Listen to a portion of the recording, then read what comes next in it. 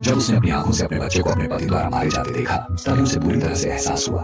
बच्चे का बदला लेने के लिए उसने अपने पति को वही दर्द देने का ठान लिया ताकि वह भी निराशा का अनुभव कर सके। अस्पताल से छुट्टी मिलने के बाद शाओमेई सीधे अपने घर गई और अपने सोते हुए पति को कुर्सी से बांध दिया।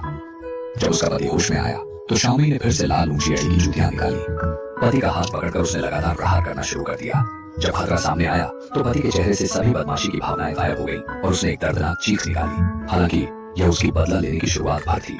धमकी बेअसर होते देख पति ने धीरे धीरे शाओमेई को मीठी बातें बनाकर बहकाना शुरू कर दिया। दीवार पर सिर मारकर उसकी उदारता का दुरुपयोग करने की कोशिश की, लेकिन जैसे ही शाओमेई को सहमति देने के लिए राजी हुई, शाओमेई की माँ वहां आ गई। उन्होंने समझ लिया कि शाओमेई का पति अपनी जान की परवाह नहीं करेगा और सीधा उसे आत्महत्या करने का आदेश दिया। यह सुनते ही पति का साहस टूट गया और वह अन्य उपाय सोचने लगा।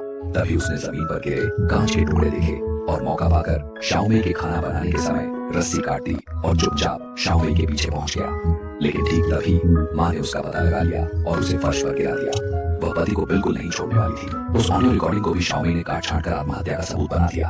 फिर शाओमेई ने अपने पति को ट्रेन की पटरियों पर बांध दिया, लेकिन जैसे ही वह पति की मौत को अपनी आंखों से देखने वाली थी, अचानक उसे पछतावा हुआ।